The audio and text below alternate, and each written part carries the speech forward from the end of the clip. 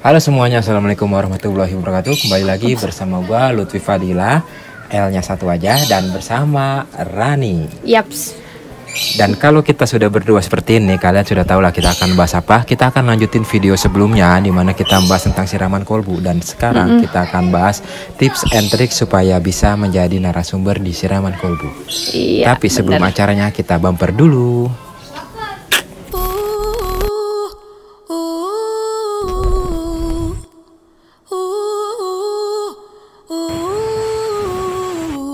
Ya, dan kali ini kita akan ngebahas bagaimana sih tips dan rahasia supaya lebih mudah dinotis sama tim kreatif siraman kolbu untuk ikut ke acara siraman kolbu bersama Ustadz Danu. Tapi sebelum kita mulai, nih kepada kalian semuanya nih, jangan lupa di subscribe dulu channel ini karena di episode 1 kemarin itu ramai banget. Thank you, terima kasih. Kalian semua udah subscribe channel ini, jadi semakin semangat lagi bikinnya, dan udah nge-like video ini, terima kasih juga. So sekarang bagi yang belum, silahkan di like dulu videonya dan di subscribe channelnya. Ya langsung aja nih, gimana Mbak Rani sebagai tim kreatif di siraman kolbu, bagaimana itu? Kan banyak tuh yang daftar tuh. Iya. Supaya kita bisa lebih besar peluang untuk dipilihnya itu bagaimana? Jadi ini tips-tipsnya ya, maksudnya karena yang daftar kan di siraman kolbu melalui WhatsApp itu cukup banyak. Nah, kita bahas dulu yang melalui WhatsApp. Oke. Jadi ntar dulu, emang mendaftarnya itu ada via apa aja nih biar kalian tahu? Jadi juga ada dua versi. Jadi via WhatsApp, dan juga yang kedua itu melalui formulir Mas Lutfi. Jadi biasanya bisa diambil itu di security belakang MNC Studio. Oke, jadi bisa diambil di security MNC Studio di bagian pintu belakangnya. Iya, MNC Studio Kebun Jeruk ya. Oke.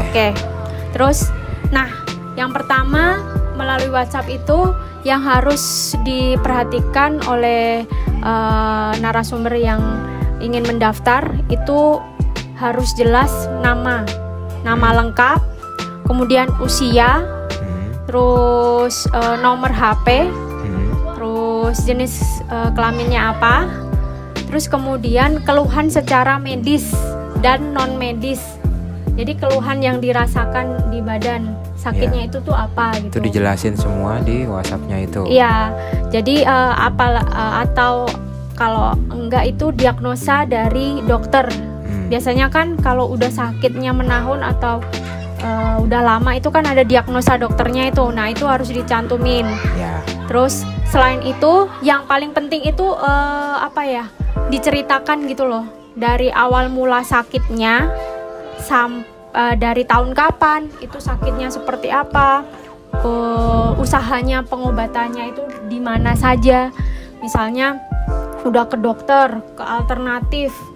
Nah, biasanya yang di siraman kolbu itu nggak cuman medis doang Mas penyakitnya.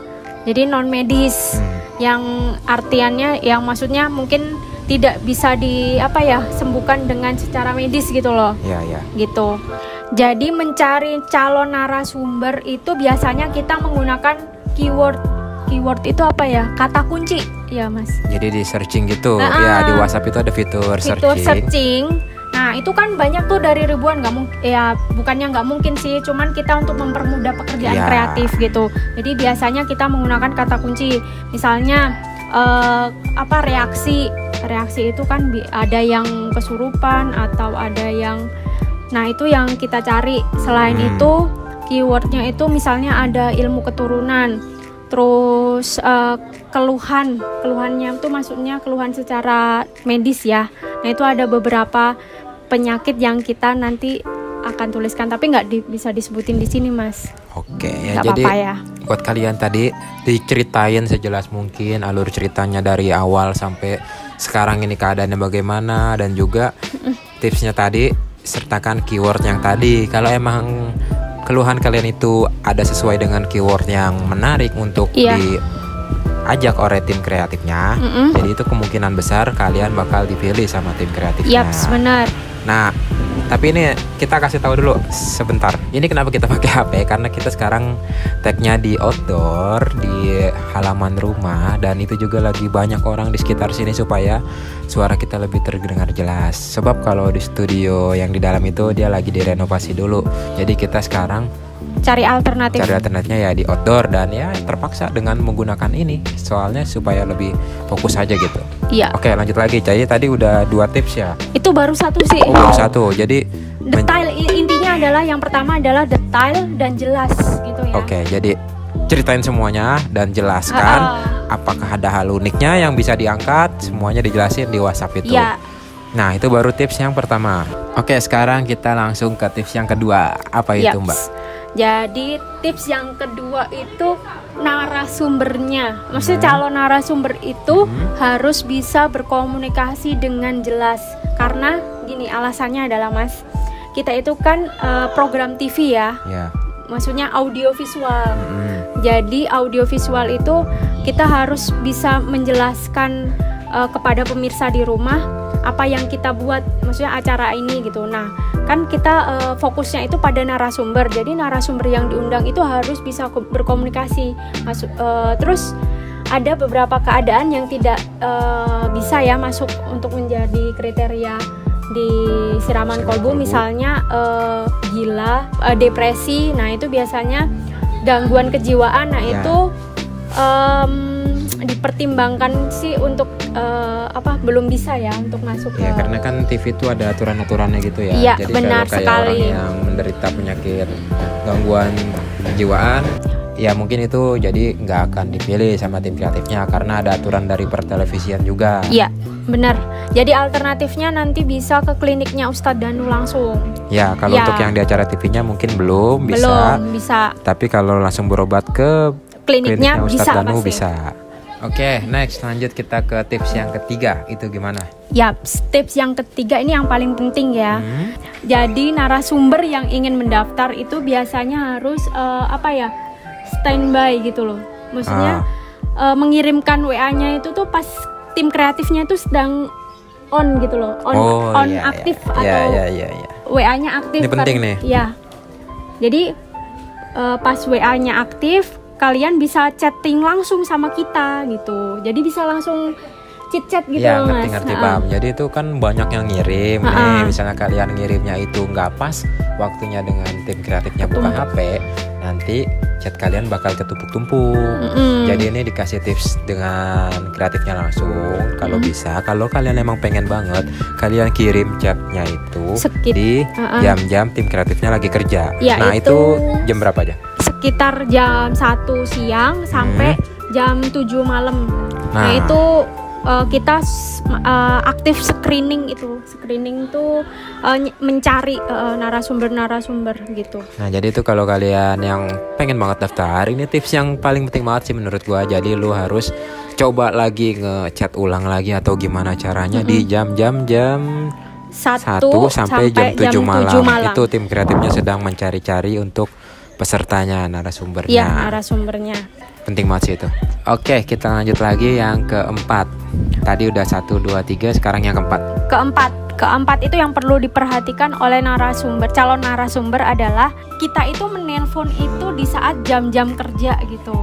Jadi kadang kita sudah menemukan narasumber yang bagus, yang memang akan layak untuk kita undang dan berkesempatan untuk bertemu Ustadz Danu.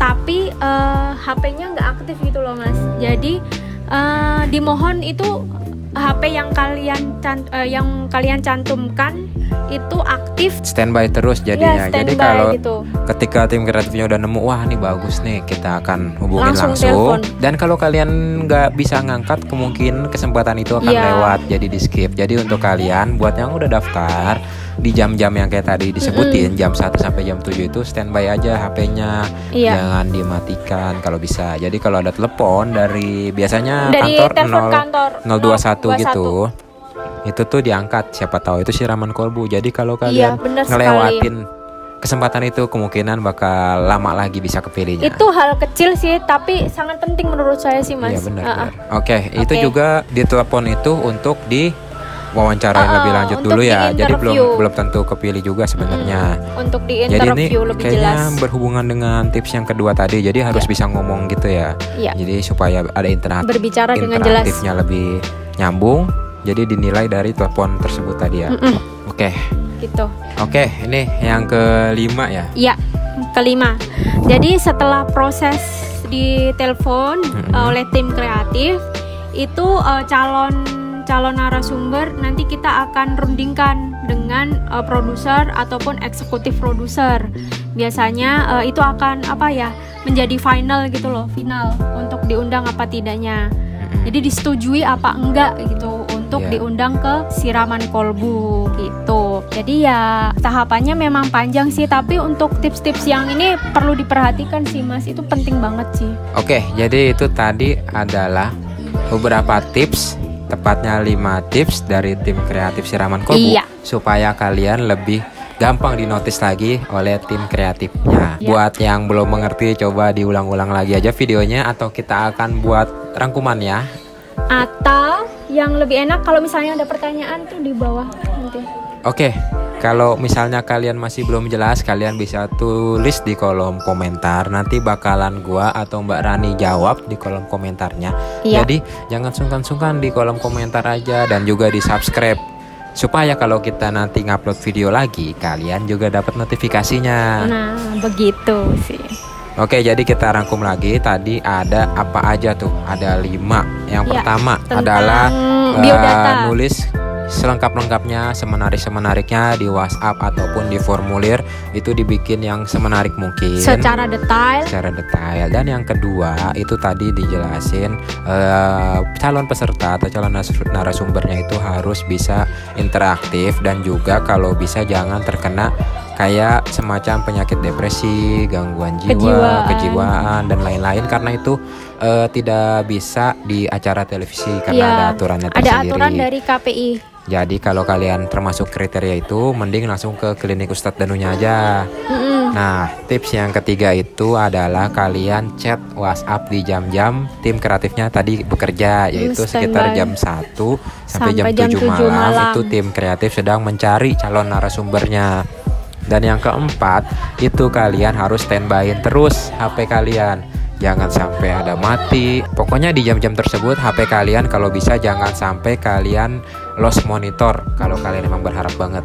Dan yang terakhir itu adalah kalian tinggal bersabar menunggu, karena finalnya itu kalian akan didiskusikan lagi bersama tim program TV lainnya. Bukan program TV lainnya, tapi tim siraman kolbu secara menyeluruh. Produser sama eksekutif produser dan tim kreatifnya. Itu. Jadi bakalan dipilih atau tidaknya itu di keputusan terakhirnya. Iya, benar. Jadi yang terpenting juga adalah berdoa sih. Soalnya ada yang mendaftar 1 tahun. Ya. Nah, baru kepilih. Ada yang baru sebentar udah terpilih. Itu tergantung nasibnya masing-masing. Jadi sama yang penting sih data itu sih Mas, menurut saya. Iya, karena kan ini kan mau dibuat program TV ya. Jadi kalau bisa sih pasti tim kreatifnya itu nyari yang semenarik mungkin ya kan. Nggak mungkin nyari yang asal-asalan.